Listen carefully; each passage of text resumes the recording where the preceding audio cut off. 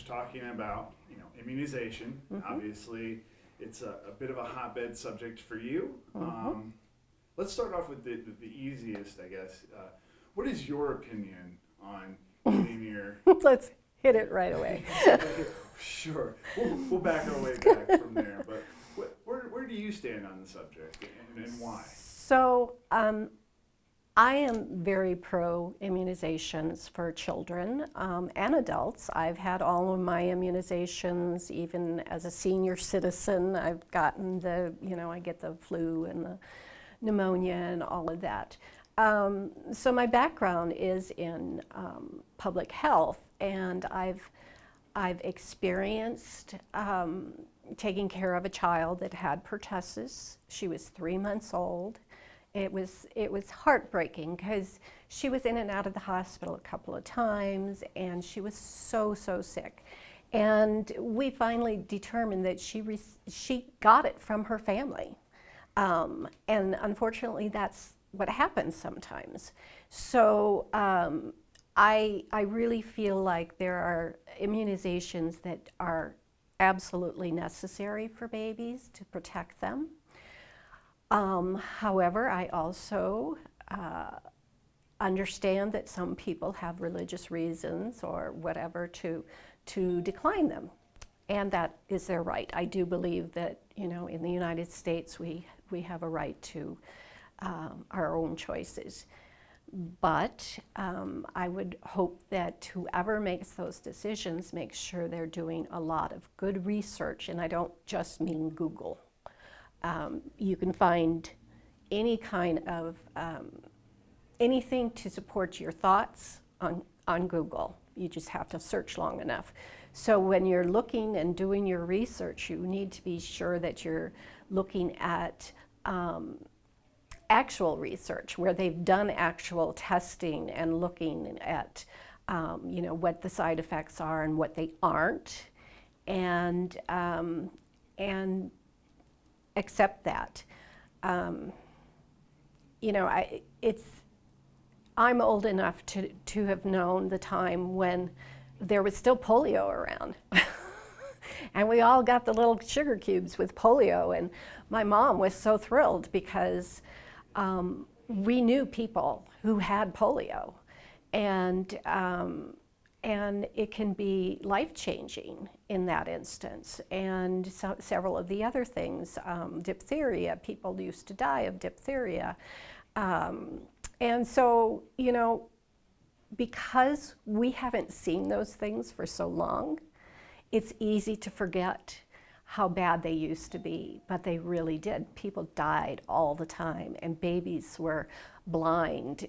Babies had hearing loss, all from some of these children diseases that we've kind of gotten used to saying, well, it's just a kid's disease, it'll be fine. So you really need to look at what your the research that's being done, and remember where our history came from. Yeah. Going to that point, I think it was like a month ago, I saw that there was a measles outbreak in New York City. I think just this past week, we started seeing reports of Los Angeles is having a problem.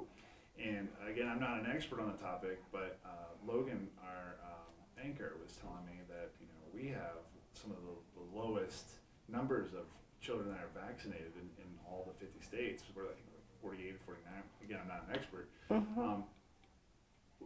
Would you be surprised to hear, like in places like Denver, that would have an outbreak of measles? Oh, heavens no.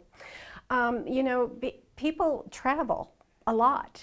We are flying in and out of countries all the time, and we almost eradicated measles, and but other countries haven't, and so therefore they still have cases of measles. And if you get someone who's traveled there, they can pick it up, get on an airplane with 200 people. Guess what? There's 200 people who've just been exposed to measles. Some of those people are hopefully immunized and it won't be a big deal, but there may be people on there, even children, that don't have immunizations, and they could contract measles.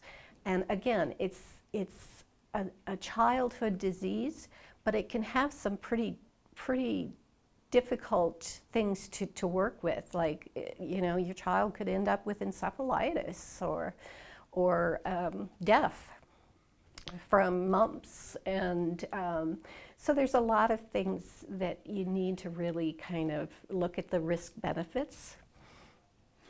You got it. You already touched on it. I just want to make sure I get a concise answer. Sorry. No, you're fine. No, you're doing great. I mean, you're absolutely killing it. But what would you say to one of your clients who said, you know what, I'm not going to have my baby vaccinated? What would you tell them?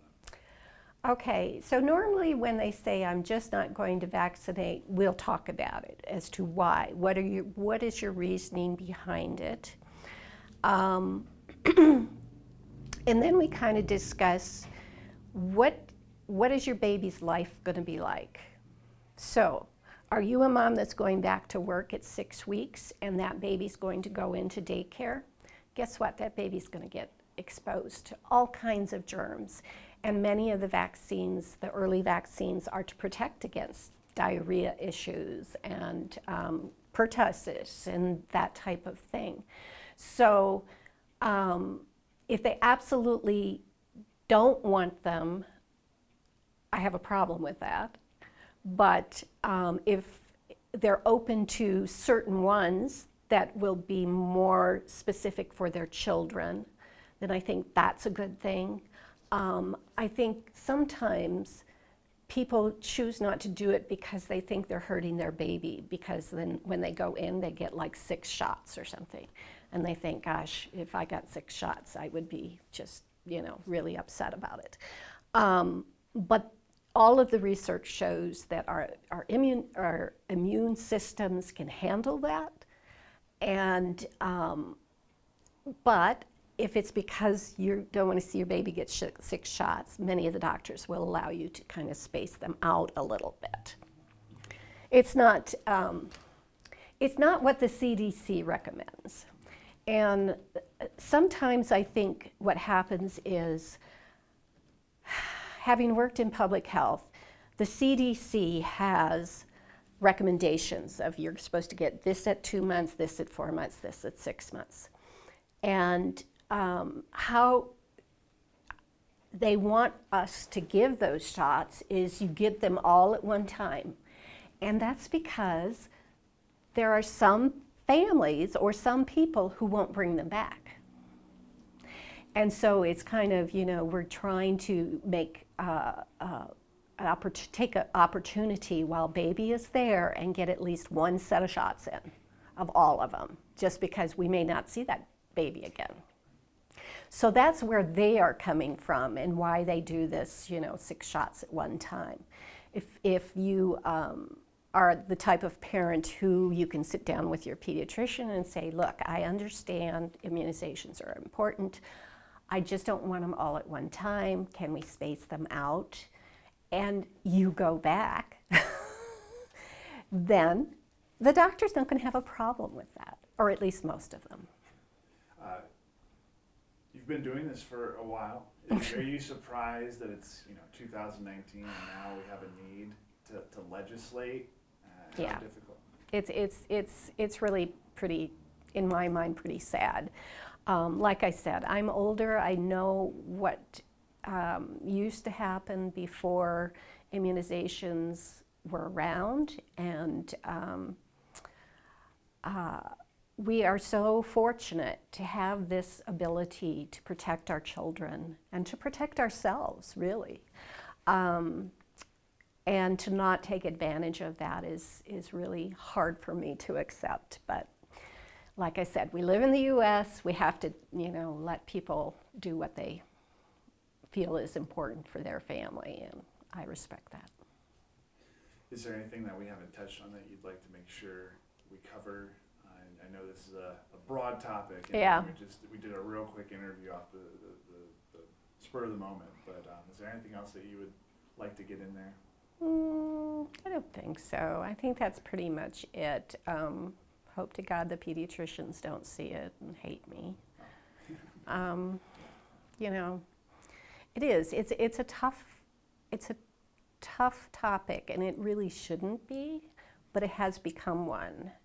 And you know, it came about a few years back when this one doctor who unfortunately did some research that really wasn't real research, and came up with this, MMR, measles, mumps, rubella, causes autism. And it's been disproven. He had his license taken away from him because it was so misleading and it was very poor research, but yet people still cling on to that and still think that.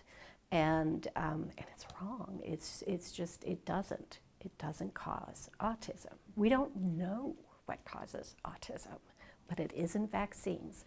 Autism tends to show up at the same time a child is getting their vaccine schedules, so it's easy to blame that, but all the research shows that it is not that at all. I don't want to force you to make any connections here, but do you think social media plays into that? Oh yes, definitely, definitely.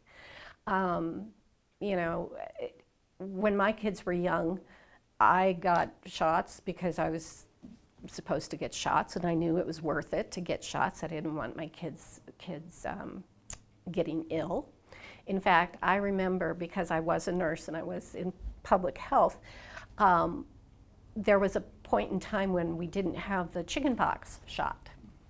And I was like, oh, that is such a miserable thing to have to go through. I really, really hope that that immunization comes out before my kids get it.